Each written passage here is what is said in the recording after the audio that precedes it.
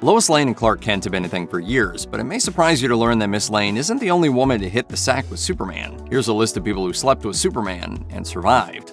Forever Superman's one true love, Lois Lane has been married to Superman for decades, in just about every medium. But Lois has no powers, which makes you think she'd never survive a roll in the hay with him. We'd like to be alone for a little while. While supervillains like Darkseid have survived repeated poundings from the Man of Steel, so has Lois. There have been many strange things about Superman and Lois's relationship, but the fact that she wakes up each morning without a scratch says that Clark can be a tender lover. Not only that, but Lois and Clark have had children through natural means, proof that his bodily fluids don't kill. Regardless of the danger, though, the amazing thing is that she's been able to carry his children without them destroying her from the inside. Oh, wait, they did. She was killed by her own fetus in an alternate timeline, which remains one of the most terrible things Superman has ever done. Lois Lane may be Superman's wife, but Lana Lang was Clark's first Earth girl. Lana met Clark growing up in Smallville. Listen, a whole bunch of us are going up to Mary Ellen's, play some records. Would you like to come? Sure. They were teenagers at the time, so their sexual involvement was typically implied rather than shown, but it was more explicit in the long-running Smallville TV series. In hindsight, it's remarkable that Clark didn't kill her in bed by accident. He was just getting used to his powers when they were together, and often couldn't control them. Either way, Clark wasn't the only Superman Lana hooked up with. In the comics, Lana was also involved with replacement Superman John Henry Irons, aka Steel, and the two eventually married. Because Irons was a mere mortal, she probably had a lot less to worry about when getting down and dirty, unless that is, they were into roleplay, because Steel's massive power hammer could do some real damage.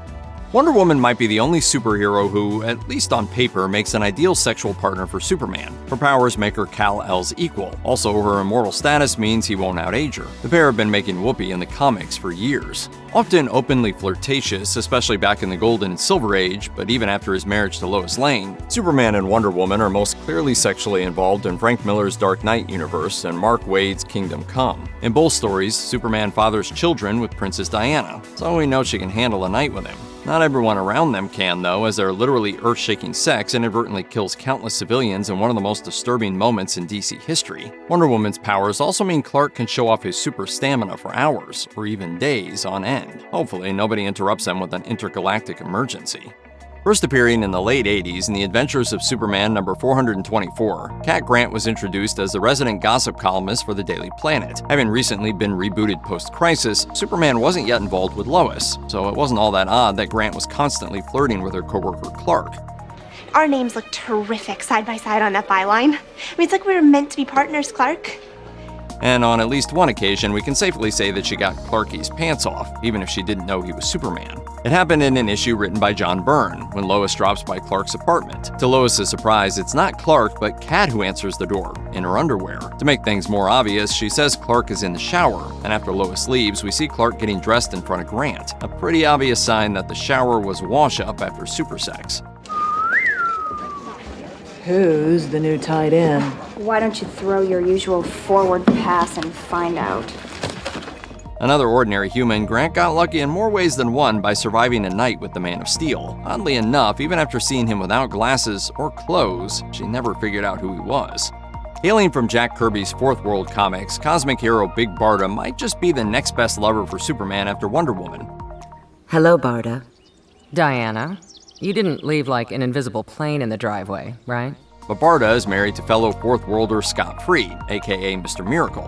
So how the heck did the two sleep together? It was part of one of the strangest stories in Superman history, the one where Superman was brainwashed into making pornos. Not a joke. In Action Comics number 593, a minion of Darkseid named Sleaze mind controls Barda into making sexually explicit movies. Eventually, Superman comes under Sleaze's influence. And while we don't see their sex tape, Superman and Barda both acknowledge at the end of the issue that they rode the F train, probably more than once. But Barda is as tough as they come and probably had no trouble taking on Superman, repeatedly.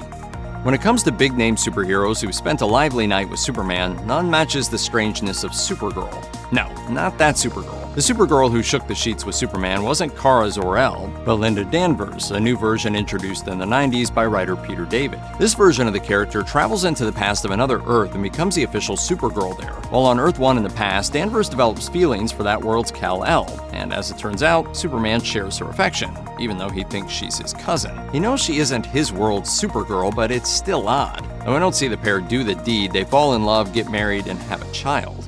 It takes a lot for Superman to cheat on Lois, and in at least one case it took total memory loss. It was 1991, and Superman and Lois weren't yet married, but they were in a monogamous relationship. But Clark got lost on an island full of dinosaurs and primitive cave-dwelling humans and forgot. On the island, Superman meets Lola-La, a tempting cave woman whose father leads their tribe. Lola-La wants Superman, which draws the ire of her father, who squares off with the amnesiac Superman in a contest of strength. Superman wins, obviously. Then Lola-La takes him off to a cave for a serious straddling. Sure, Superman says they should stop before things go any further, but the story cuts to some time later with the pair leaving the cave hand in hand. Not necessarily the strangest sexual pairing for Superman, but it's a scary one. Because when you think about it, a Superman with no identity, but still possessing all his powers, could have squished Lola-La like a bug. She must have been on top.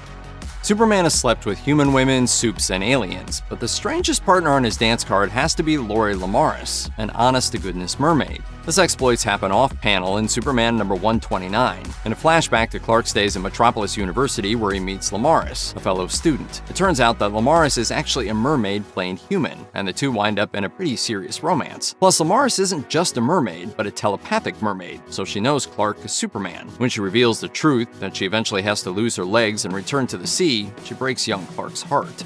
This brings us to Lyla Lerrol, a kinky Kryptonian from the past where Superman finds himself in Superman number 141 after accidentally flying too fast. Stuck on Krypton not long before it explodes, Superman checks up with the beautiful Lyla, a famous actor who's making a science fiction movie called The Space Explorers. Ever the gentleman, Superman jokes that her initials must be LL and compares her favorably to Lois Lane and Lemaris. Eventually, Clark and Lyla discover the wonders of love, and on Krypton, neither have powers, so there's no risk of physical injury unless one of them is into impact play. But the creepiest thing is that Superman knows she's about to die, with Krypton's destruction imminent. Moving from comics to cartoons, it's rare that we get much sex in Superman the Animated Series, but it's implied pretty strongly at times. Clark has a wild time on Apokolips in the epic two-part episode Legacy. I chose wisely when I adopted you, Kal-El. You have honored me where others failed.